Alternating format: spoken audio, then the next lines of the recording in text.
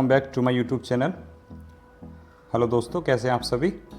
आज हम लेकर आए हैं आपके लिए 50 हिंदी व्याकरण के महत्वपूर्ण प्रश्न जो समाज से संबंधित हैं। ये प्रश्न दोस्तों बार बार एग्जाम में पूछे जाते हैं। इस तरीके के प्रश्न लेकर आए हैं हम। तो चलिए बिना देरी करे स्टार्ट करते हैं। आपका पहला सवाल, रक्तलोचन में कौन सा समास है। देखिए, रक्तलोचन में आपका हो जाएगा बहुब्रीहि समास, ऑप्शन नंबर डी। देखिए, रक्तलोचन यानी ये दो शब्दों से मिलकर बना है, एक रक्त और एक लोचन। तो देखिए, बहुब्रीहि समास वहाँ होता है जहाँ तीसरा पद प्रधान होता है। तो रक्त मीन्स होता है खून भी होता है, और खून होता है लाल कलर का। तो रक्त और लोचन मीन्स होती हैं आँखें। तो जिसकी लाल आँखें होती हैं वो कौन होता है, वो होता है कबूतर। तो जहाँ पर तीसरा पद प्रधान हो वहाँ होता है दोस्तों बहुब्रीहि समास। तो आपका ऑप्शन नंबर हो जाएगा डी। अगला प्रश्न है आपका, राष्ट्रभाषा में कौन सा समास है। देखिए, राष्ट्रभाषा यानी कि राष्ट्र की भाषा, तो यहाँ हो जाएगा आपका तत्पुरुष समास, ऑप्शन नंबर डी एकदम राइट आंसर हो जाएगा आपका। अगला प्रश्न है आपका, नीलकमल में कौन सा समास है। देखिए, नीलकमल, देखिए कमल की विशेषता बताई जा रही है यहाँ पे, और जहाँ पे विशेष्य और विशेषण की बात होगी वहाँ पे हमेशा कर्मधारय समास होता है। तो ऑप्शन नंबर हो जाएगा ए यानी कर्मधारय समास। नील कमल अर्थात नीला है जो कमल, तो वहाँ हो जाता है आपका कर्मधारय समास। अगला सवाल है आपका, रात दिन में कौन सा समास है। तो देखिए, रात दिन जब दोनों पद प्रधान हो तो वहाँ होता है आपका द्वंद्व समास, ऑप्शन नंबर ए सही हो जाएगा। या फिर हम ये कहें कि दोनों शब्द अपोजिट हों एक दूसरे के, तो वहाँ भी द्वंद्व समास होता है। तो ऑप्शन नंबर हो जाएगा आपका 4। अगला सवाल है आपका, क्वेश्चन नंबर 5, चौराहा शब्द में कौन सा समास है। देखिए, चौराहा का हम बोलेंगे चार राहों का समूह। और जब जिस समास में पहला पद यानी प्रथम पद जिसमें यानी कि गिनती आती हो पहले पद में, तो वहाँ होता है दोस्तों द्विगु समास। तो आपका ऑप्शन नंबर हो जाएगा बी यानी कि द्विगु समास। यानी जहाँ पहला पद संख्यावाची हो तो वहाँ होता है दोस्तों आपका द्विगु समास। तो जैसे चौराहा यानी चार राहों का समूह, इसीलिए यहाँ पे हो जाएगा द्विगु समास। अगला प्रश्न है आपका, गौरी शंकर में कौन सा समास है। तो देखिए, यहाँ पे दो वर्ड हैं, एक है गौरी एक है शंकर। तो गौरी शंकर, तो यहाँ हो जाएगा आपका द्वंद्व समास, ऑप्शन नंबर डी। इसको हम बोलेंगे गौरी और शंकर, तो यहाँ हो जाएगा आपका द्वंद्व समास। अगला सवाल है आपका, 10 पुत्री में कौन सा समास है। देखिए, 10 पुत्री मैंने बताया था आपको कि जहाँ प्रथम पद संख्यावाची होगा वहाँ हमेशा द्विगु समास होगा। तो ऑप्शन नंबर हो जाएगा आपका बी द्विगु समास। अगला प्रश्न है आपका, नीलकंठ में कौन सा समास है। देखिए, नीलकंठ, नीला है जो कंठ अर्थात देखिए नीलकंठ, वैसे तो इसमें कर्मधारय समास होता, लेकिन यहाँ तीसरा पद प्रधान हो जाता है। जैसे नीलकंठ यानी कंठ कैसा है, नीला, तो यहाँ पे कंठ की विशेषता होती है, लेकिन यहाँ तीसरा पद प्रधान हो जाएगा, यहाँ हो जाएगा भगवान शिव। नीलकंठ किसको बोलते हैं, भगवान शिव को बोलते हैं। तो यहाँ हो जाएगा तीसरा पद प्रधान, तो ऑप्शन नंबर हो जाएगा सी यानी बहुब्रीहि समास। अगला प्रश्न है आपका, एकादश में कौन सा समास है। देखो, यहाँ पे काउंटिंग की बात हो रही है यानी कि संख्या की बात हो रही है। एकादश यानी 11 को बोलते हैं, तो आप सीधे सा ऑप्शन लगा देंगे, ऑप्शन नंबर ए द्विगु समास। अगला प्रश्न है आपका, बेखटके में कौन सा समास है। तो देखो दोस्तों, यहाँ हो जाएगा आपका ऑप्शन नंबर डी यानी बहुब्रीहि समास। देखिए, बेखटके बहुब्रीहि समास को कैसे पहचानेंगे। देखिए, अव्ययीभाव समास को कैसे पहचानेंगे। देखिए, अव्ययीभाव समास में आगे उपसर्ग लगा होता है, जो मूल शब्द होता है उसमें आगे उपसर्ग लगा हुआ होगा, तो वहीं होता है आपका अव्ययीभाव समास। अगला प्रश्न है आपका, प्रश्न नंबर 11, तिलचट्टा किस समास का उदाहरण है। देखिए, तिलचट्टा का यदि हम विग्रह करेंगे तो हो जाएगा तिल को चाटने वाला। तो ऑप्शन नंबर हो जाएगा ए आपका राइट आंसर, तत्पुरुष समास। अगला सवाल है आपका, जगन्नाथ में समास है। देखिए, जगन्नाथ का यदि हम विग्रह करते हैं तो हो जाता है जगत के नाथ यानी जगत के नाथ। तो जगत के नाथ कौन है, भगवान। तो आपका ऑप्शन नंबर हो जाएगा डी यानी बहुब्रीहि समास। अगला सवाल है आपका, शीतल वाणी में कौन सा समास है। देखिए, शीतल वाणी माने होती है बोली, और बोली की विशेषता बताई जा रही है कि बोली कैसी है, तो वो शीतल है। तो यहाँ कौन सा समास हो जाएगा, तो यहाँ हो जाएगा कर्मधारय समास, ऑप्शन नंबर सी। अगला सवाल है आपका, क्वेश्चन नंबर 14, सप्त सागर किस समास से बना है। देखिए, सप्त सप्त का मतलब होता है 7, और जहाँ भी प्रथम पद संख्यावाची होगा वहाँ हमेशा द्विगु समास होगा। तो ऑप्शन नंबर हो जाएगा ए आपका राइट आंसर। अगला सवाल है आपका, सुपुरुष किस प्रकार का समास है? तो देखिए, सु माने होता है सुंदर और पुरुष माने होता है पुरुष। तो पुरुष कैसा है? सुंदर। तो यहाँ पुरुष की विशेषता बताई जा रही है, और मैंने आपको बताया था कि जहाँ विशेष्य और विशेषण की बात हो वहाँ हमेशा कर्मधारय समास होगा। तो ऑप्शन नंबर क्या हो जाएगा? सी। अगला प्रश्न है आपका, घुड़दौड़ शब्द में कौन सा समास है? देखिए, घुड़दौड़ यानी घोड़ों की दौड़, तो यहाँ हो जाएगा आपका तत्पुरुष समास, ऑप्शन नंबर ए। अगला सवाल है आपका, दुर्गम पथ किस प्रकार का समास है? देखिए, दुर्गम पथ, यहाँ पथ की विशेषता बताई जा रही है कि पथ कैसा है? दुर्गम। तो जहाँ विशेष से विशेषण की बात होगी वहाँ ऑप्शन नंबर बी राइट होगा, यानी कि कर्मधारय समास होगा। अगला सवाल है, दशानन किस प्रकार का समास है?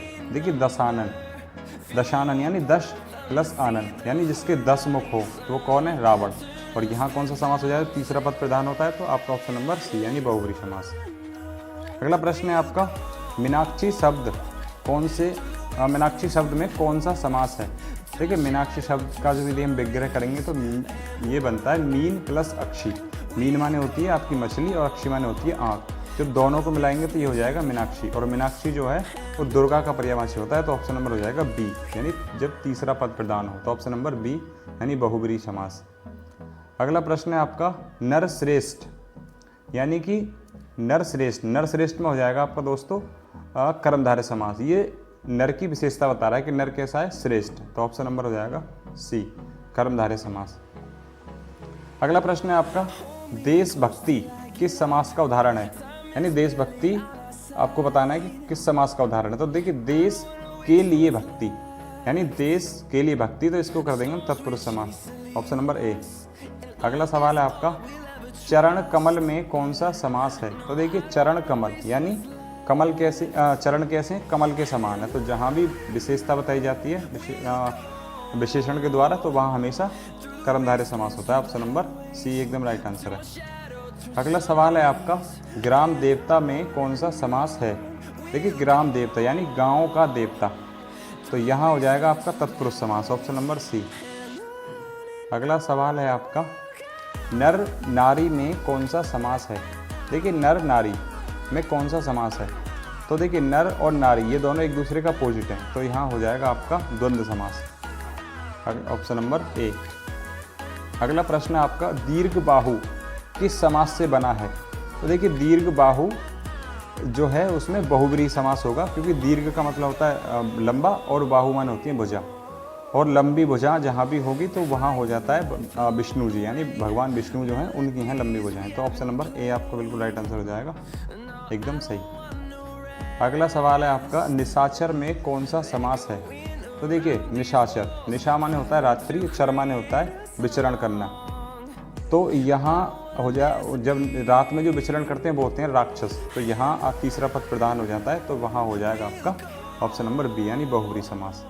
निशाचर यानी रात में विचरण करने वाले यानी राक्षस, तो बहुब्रीहि समास हो जाएगा। अगला सवाल है आपका, पीताम्बर किस प्रकार का समास है? देखिए, पीताम्बर का यदि हम विग्रह करेंगे तो वो होता है, पीत माने होता है पीले और अंबर माने होते हैं वस्त्र, तो जिसके पीले वस्त्र हैं तो वो हो जाएंगे भगवान कृष्ण। तो यहाँ भी आपका तीसरा पद प्रधान है, तो यहाँ हो जाएगा आपका बहुब्रीहि समास, ऑप्शन नंबर बी। अगला आपका जो प्रश्न है 28, ये है, अष्टाध्यायी में कौन सा समास है? देखो, अष्टाध्यायी, अष्ट माने होता है 8, अध्याय माने होता है अध्याय, यानी 8 अध्याय, और यहाँ काउंटिंग की बात हो रही है, यानी कि यहाँ संख्या की बात हो रही है, तो यहाँ भी संख्या की बात होगी, वहाँ हमेशा द्विगु समास होगा, ऑप्शन नंबर डी। अगला सवाल है आपका, राजभवन में कौन सा समास है? देखिए, राजभवन यानी राजा का भवन, तो ऑप्शन नंबर हो जाएगा आपका तत्पुरुष समास। अगला सवाल है आपका, चंद्रमुख किस समास का उदाहरण है? देखिए, चंद्रमुख जो है आपका कर्मधारय का उदाहरण है, ऑप्शन नंबर सी हो जाएगा, चंद्र के समान मुख, अर्थात कर्मधारय समास, यानी मुख की विशेषता बताई जा रही है कि मुख कैसा है? तो चंद्र के समान है, तो यहाँ हो जाएगा आपका ऑप्शन नंबर सी कर्मधारय समास। अगला प्रश्न है आपका, त्रिफला में कौन सा समास है? तो देखिए, त्रिफला, त्रि का मतलब होता है 3, फला माने होता है फल, यानी जो 3 फल से बना हो, तो यहाँ भी त्रि माने होता है 3, तो यहाँ भी आपकी काउंटिंग आ रही है शुरू में, यानी प्रथम पद जो है वो संख्यावाची है, तो यहाँ भी आपका द्विगु समास हो जाएगा, ऑप्शन नंबर डी। अगला सवाल है आपका क्वेश्चन नंबर 32, यथाशक्ति में कौन सा समास है। देखिए यथाशक्ति, तो शक्ति इसमें मूल शब्द है और इसमें जो यथा है वो आपका उपसर्ग लगा हुआ है। तो जहाँ भी आपका उपसर्ग लगा होगा वहाँ हमेशा अव्ययभाव समास होगा। तो ऑप्शन नंबर सी आपका राइट आंसर हो जाएगा। अगला सवाल है आपका, गगनचुंबी में कौन सा समास है। देखिए गगनचुंबी का यदि हम विग्रह करेंगे तो वो हो जाएगा गगन को चूमने वाला। तो यहाँ हो जाएगा आपका तत्पुरुष समास, ऑप्शन नंबर बी। अगला सवाल है आपका, युधिष्ठिर शब्द में कौन सा समास है। तो देखिए युधिष्ठिर शब्द में आपका बहुब्रीहि समास हो जाएगा, ऑप्शन नंबर डी, युद्ध में स्थिर। अगला सवाल है आपका क्वेश्चन नंबर 35, विशेषण और विशेष्य के योग से कौन सा समास बनता है। तो ऑप्शन नंबर ए हो जाएगा। मैंने आपको बताया था जहाँ भी विशेषण और विशेष्य की बात होगी वहाँ हमेशा कर्मधारय समास होगा। तो ऑप्शन नंबर ए एकदम राइट आंसर हो जाएगा। अगला है आपका क्वेश्चन नंबर 36, मुख दर्शन शब्द में कौन सा समास है। देखिए मुख दर्शन यानी मुख के दर्शन, तो ऑप्शन नंबर हो जाएगा बी यानी तत्पुरुष समास। अगला सवाल है आपका, यथासंभव किस प्रकार का समास है। तो देखिए संभव है इसमें मूल शब्द और इसमें यथा लगा हुआ है आपका उपसर्ग। तो जहाँ भी उपसर्ग लगा दिखाई दे आपको, आप हमेशा आंख बंद करके ऑप्शन नंबर सी यानी अव्ययभाव समास को क्लिक करेंगे। अगला सवाल है आपका, सप्त ऋषि में कौन सा समास है। देखिए सप्त माने होता है 7 और जहाँ भी काउंटिंग की बात होगी, जहाँ भी संख्या की बात होगी वहाँ हमेशा द्विगु समास होगा, ऑप्शन नंबर डी। अगला प्रश्न है आपका, चिड़ीमार किस समास से बना है। देखिए चिड़ीमार का होता है चिड़ियों को मारने वाला। तो ऑप्शन नंबर हो जाएगा आपका डी यानी तत्पुरुष समास। अगला सवाल आपका क्वेश्चन नंबर 40, किस समास में दूसरा पद प्रधान होता है। देखिए पूछ रहा है किस समास में दूसरा पद प्रधान होता है। तो दूसरा पद किस में प्रधान होता है, तो ये होता है तत्पुरुष समास में, ऑप्शन नंबर हो जाएगा सी। अगला क्वेश्चन है आपका, घोड़ा गाड़ी शब्द में कौन सा समास है। देखिए घोड़ा गाड़ी ये दोनों एक दूसरे का अपोजिट है, तो ऑप्शन नंबर। और दूसरी चीज़ ये है कि द्वंद्व समास को पहचानना है तो बीच में योजक चिन्ह लगा होता है, इससे भी आप पहचान सकते हैं।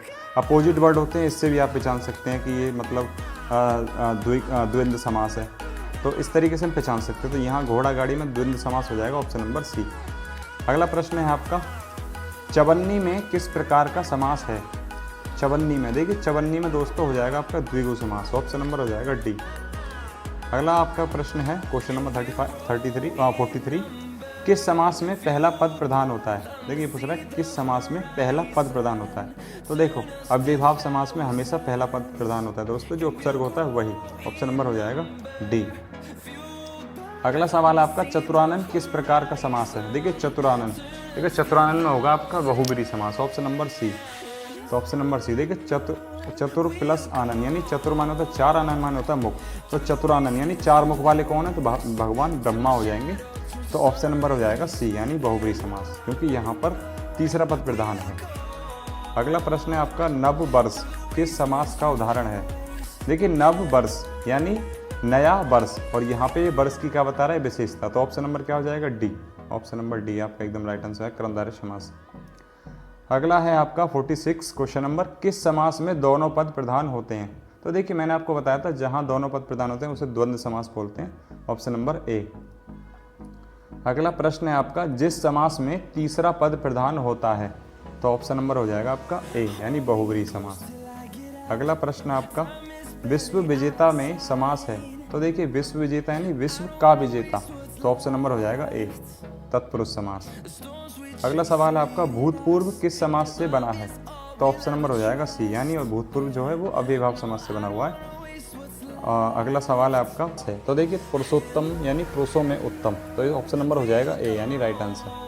तो दोस्तों कैसी लगी ये वीडियो आप हमें कमेंट करके बताएं, और आप दोस्तों आपसे निवेदन है कि आप हमारे चैनल को लाइक करें, शेयर करें, सब्सक्राइब करें, और आप अपने दोस्तों को भी शेयर करें इस चैनल को। और ऐसे ही सीखते रहें दोस्तों हमारे साथ।